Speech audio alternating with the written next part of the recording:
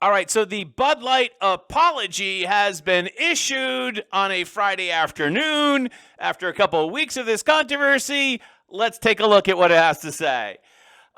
This is from the CEO of Anheuser-Busch.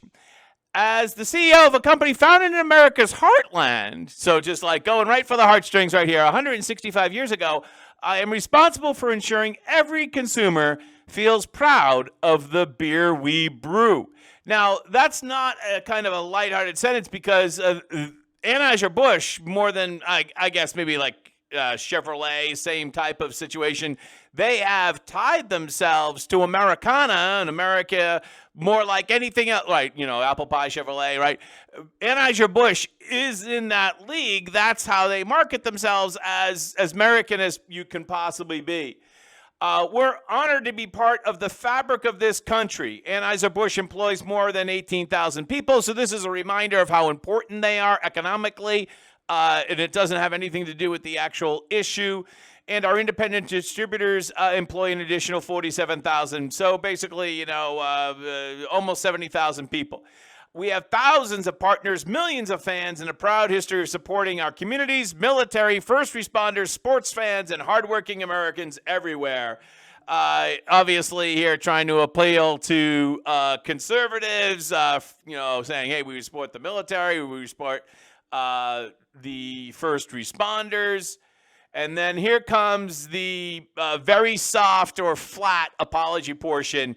We never intended to be part of a discussion that divides people.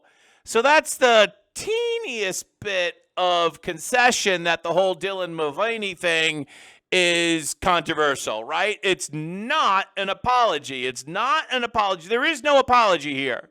There is no apology here, and this sentence here is definitely not an apology. It is an acknowledgement that there's been a division, but it's not an apology. Oh, we're not going to apologize. No way. One thing here that you have to keep in mind, why this is so important, just like the car you drive, like we talked about Chevrolet, just like the beer you drink and so many other products that you purchase, they say a lot about you. Why do you buy a particular product? Well, it says something about you. I drive a Ford, right? I love my Ford Bronco, and I drive a Ford. I have a couple of Fords, actually, two. One I'm not too happy with, but I love my Ford Bronco.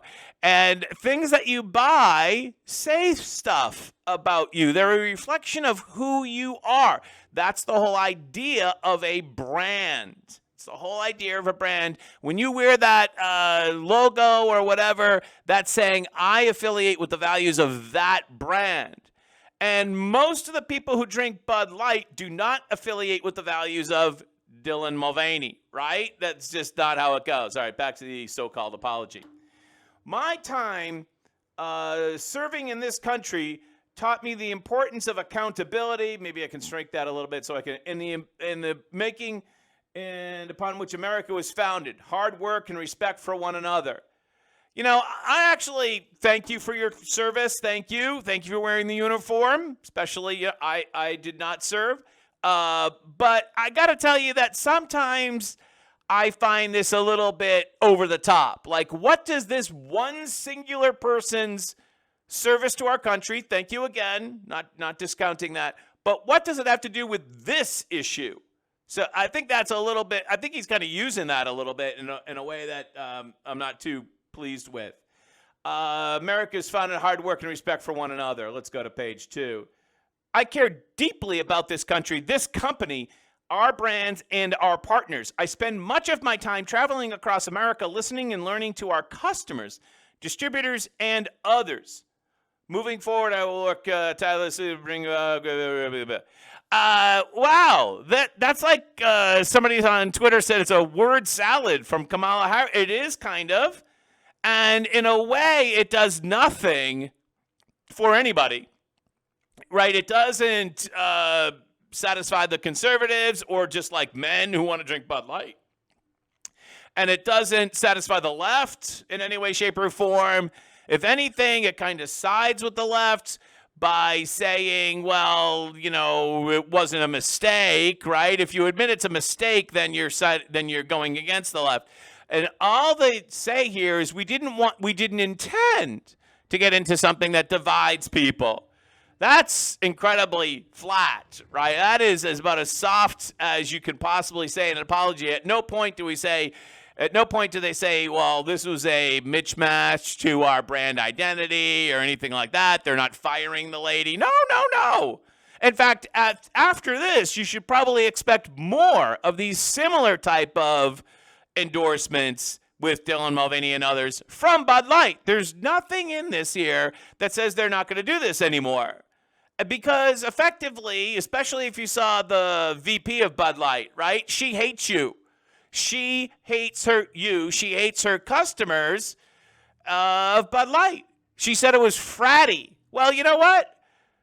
College was a lot of fun. Right? College was a lot of fun.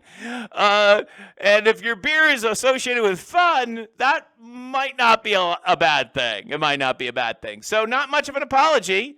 Not that we expected one. And not really that surprised that it was dumped on a Friday afternoon of what is a long weekend here, at least in beautiful Massachusetts. It's Patriots Day weekend, which means that most of our government offices, schools, and everything are closed on Monday. And the marathon is on Monday. From Plymouth, America's hometown, I'm John F. Gately, once again in Massachusetts. Have a great day.